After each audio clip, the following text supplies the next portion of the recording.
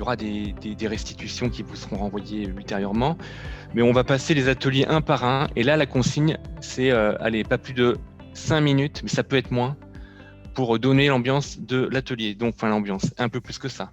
Donc, l'atelier 1, c'était l'étude de cas du Barval avec la sécurisation de l'emploi en sortie de crise. Et donc, c'est Pauline qui s'y colle. Voilà. Je te laisse la parole, Pauline. C'est à toi, Pauline. Merci. Donc oui, nous, la problématique était de savoir comment mieux valoriser et communiquer auprès des entreprises autour d'une offre de service qui est donc celle de la plateforme Connectance pour intervenir sur la sécurisation des recrutements en sortie de crise. Donc au niveau des échanges, ce qui est ressorti, c'est notamment l'importance d'avoir une bonne coordination et un dialogue permanent entre les acteurs sur le territoire et peut-être d'aller encore plus loin que ce qui était déjà fait au niveau de la plateforme qui travaille déjà avec un large réseau de partenaires, mais peut-être de refaire un peu un tour d'horizon des structures et des intervenants pour avoir des actions intégrées encore à plus grande échelle et avec une plus grande diversité de partenaires. De s'appuyer également davantage sur les outils et les événements qui sont organisés par nos partenaires en apportant du contenu auprès des entreprises, aborder des thématiques qui vont les intéresser directement en sortie de crise pour apporter un accompagnement encore plus opérationnel et direct au niveau des entreprises. Et tout ça, ça passe par la veille et l'échange avec les partenaires, comme on le disait, pour identifier les différentes échéances et voir participer davantage à la co-construction aussi des événements donc, sur cette deuxième partie d'année. Et puis également un travail à approfondir au niveau de la valorisation et la recherche des profils, c'est-à-dire comment à un moment Connectance peut aussi se démarquer en ayant un travail amont de veille sur les profils pour proposer effectivement les compétences qui ont été identifiées au niveau des entreprises. Donc un travail finalement d'observatoire du temps partagé qu'on a un peu essayé de mettre en place, mais qui est réellement à développer pour pouvoir accompagner davantage les entreprises. Et au niveau des points de vigilance, c'est effectivement de rester, de faire attention à la sursollicitation des entreprises. On le voit aujourd'hui, les entreprises sont très sollicitées pour diverses questions. Et donc, c'est là où on retrouve effectivement l'importance de la coordination pour avoir un message clair et le bon positionnement des partenaires et des intervenants pour que finalement une entreprise qui fait assez marger une problématique trouve son interlocuteur sans avoir à passer de structure en structure.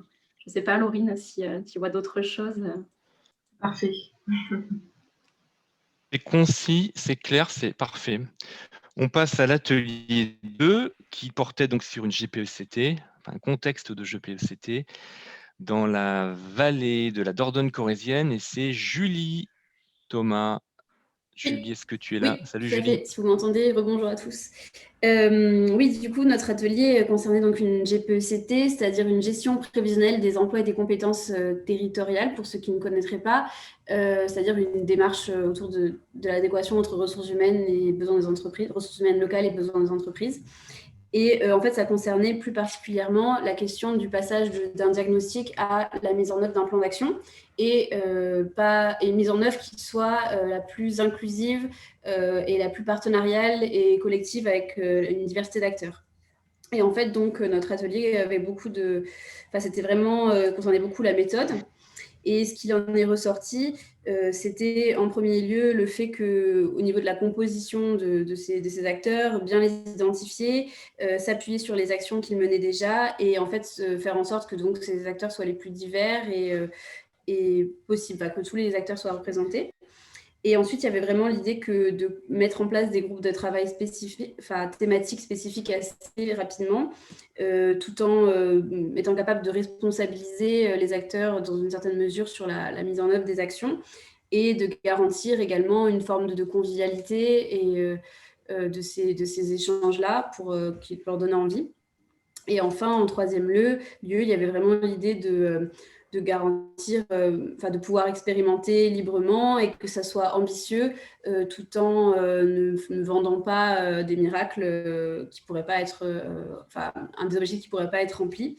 Et donc de réussir à tenir dans la durée, avec toujours en impliquant ces acteurs-là. Je crois que pour le coup, j'ai été vraiment très rapide, mais c'est ce qui est ressorti en premier lieu. C'est très bien. Bon, ça a été, Julie? Ça t'a éclairé? Oui, pour ce qui me concerne, beaucoup, L'expérience? puisque Ouais. tout à fait, puisque pour le coup, c'était nous, comme c'est une démarche dans une phase un peu de transition, ça a permis vraiment de donner des pistes de comment passer au concret. Et je pense que plus largement, ça a vraiment permis à l'ensemble du groupe d'avoir un recul sur ses propres pratiques et d'apporter des éléments. Donc les échanges étaient assez riches et variés. Voilà, ça m'a beaucoup apporté en tout cas. Parfait, super Julie, merci beaucoup. On passe à l'atelier 3. Donc là, c'était la mobilisation d'emploi et qui sont non identifiés par les services publics avec l'étude de cas de la démarche zéro chômeur, donc durée sur le pays Monts et Barrages. Et là, on est avec Victoria. Oui, tout à fait. Du coup, c'était un échange assez riche, en tout cas concernant la mobilisation des personnes privées durablement d'un emploi. Donc, c'est vrai qu'on a beaucoup parlé d'un public jeune, moins de 30 ans principalement, mais aussi un petit peu sur le côté senior. Donc, il y a différentes pistes d'action possibles, en tout cas, sur la mobilisation des personnes privées durablement d'emploi, que ce soit par des activités, par des associations, par des stands sur le territoire, par des permanences, mais également, surtout, par également la connaissance locale du tissu, donc des municipalités, des collectivités, des secrétaires de mairie, donc qui est quand même très important, des associations aussi sur le territoire qui recensent ces personnes-là. Donc qui est quand même très important. Il y a aussi un point quand même d'attention concernant la confiance envers les personnes aussi, puisque ces personnes qui sont sorties d'un circuit, de pouvoir les remettre en confiance aussi sur ce type d'activité, sur le territoire zéro chômeur, sachant que c'est difficile aussi de mobiliser sur des personnes en leur expliquant que c'est pas pour demain que l'entreprise à but d'emploi sera mise en place. Donc, c'est la question de transparence.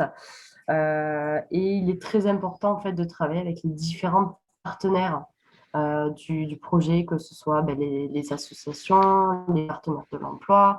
Il faut vraiment qu'il y ait cette connaissance du tissu local et de la démarche au sein du territoire pour que ça puisse être communiqué en fait à toutes ces personnes.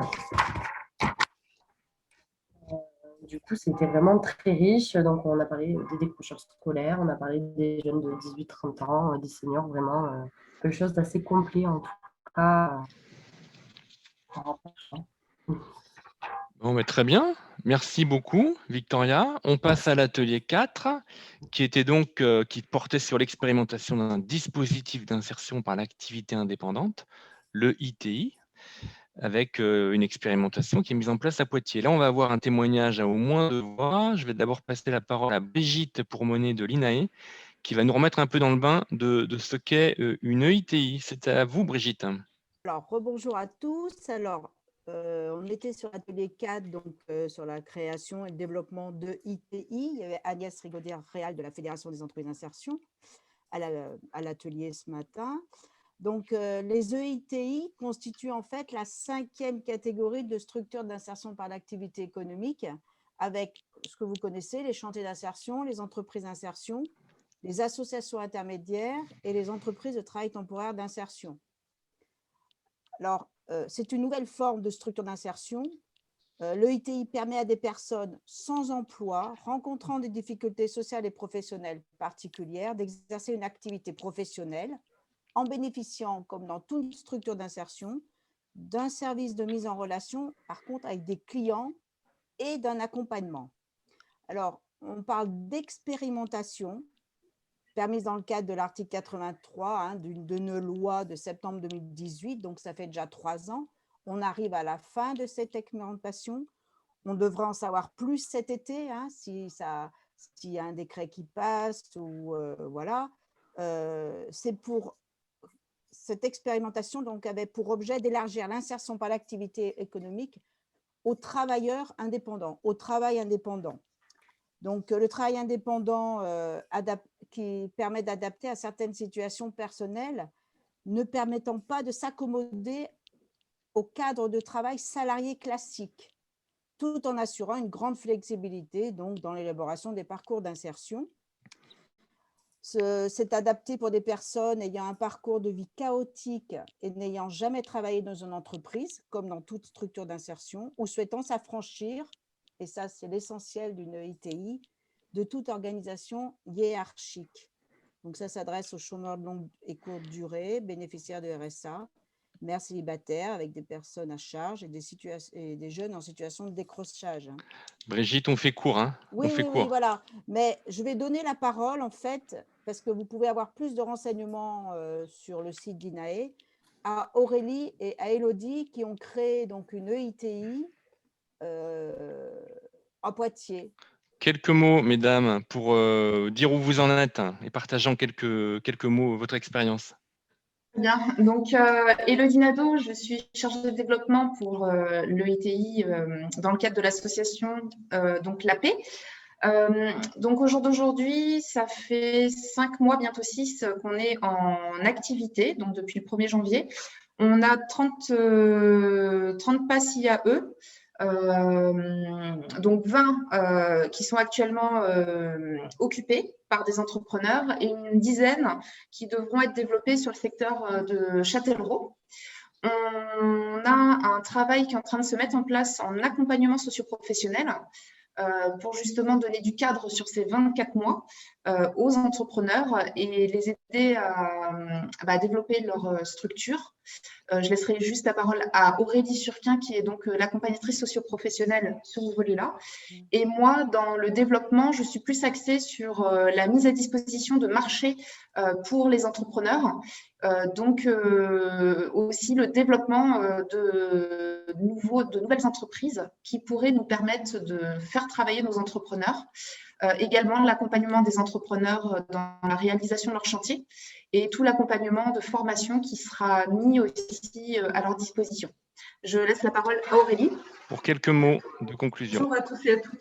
Je n'ai pas grand-chose à ajouter, si ce n'est qu'effectivement, on expérimente un tout nouveau dispositif, que la partie accompagnement est effectivement différente, puisqu'on s'adresse à des indépendants et non pas à des salariés. Donc, charge à nous de trouver un nouveau modèle aussi, une nouvelle posture pour être au plus près des entrepreneurs, mais sans être trop envahissant non plus. Mais tout en garantissant un accompagnement de qualité sur 24 mois avec des objectifs de développement, de formation, d'acquisition de compétences, d'autonomisation, etc., etc. Donc pour nous, l'enjeu, c'est vraiment de faire connaître notre dispositif, de le désacraliser un peu, puisqu'il est méconnu, mécompris, et on voit bien qu'il y a un petit peu de résistance là sur notre territoire en tout cas. Donc voilà, tout ce que j'avais à dire. C'est un chouette dispositif qui vient compléter une offre qui n'existait pas et dont beaucoup d'entrepreneurs ont besoin finalement. Merci beaucoup à vous trois pour ces restitutions. On espère que vous avez passé un agréable moment, que ce moment, au-delà d'être agréable, va vous éclairer, vous donner envie, vous apporter de l'outillage, des idées, des envies. Donc, je vais conclure. Vous allez donc, vous serez destinataire de restitutions qui pourront prendre différentes formes d'articles sur le site ou de comptes rendus. On va avoir des prochains rendez-vous à la rentrée sous 2 formats qu'on a expérimentés récemment, des webinaires descendants comme le 4 mai et des ateliers de passage à l'action comme aujourd'hui. Je vous ai partagé là dans le chat les 2 ressources auxquelles on a fait référence ce matin, les 6 idées clés du webinaire du 4 mai, plus un article sur le rapport au travail qui est en train de changer, qui a été écrit par Lucille Aigron. Qu'est-ce que je peux vous dire d'autre? Tac, tac, tac. Je remercie toute l'équipe qui m'a aidé, Maïder, Laurine pour l'animation des ateliers et Caroline Léger, la collègue de la DRETS, qui a animé un atelier. On a des ressources en ligne que je vous invite à regarder via l'envoi qu'on a fait. Et si peut-être dernière chose, c'est que des ateliers de ce type-là, on a envie d'en refaire d'autres. On va vous envoyer un formulaire à la fin de cette rencontre pour éventuellement nourrir des ateliers futurs. Donc, pour certains d'entre vous, vous venez peut-être juste de découvrir ce genre de format. Je pense aux ateliers de co-développement. N'hésitez pas à nous faire remonter des problématiques, des études de cas. Ça viendra nourrir nos rencontres futures et nous donner des idées aussi. On y répondra d'une manière ou d'une autre, ou en vous appelant, ou en essayant de de mettre ça en scène via des ateliers.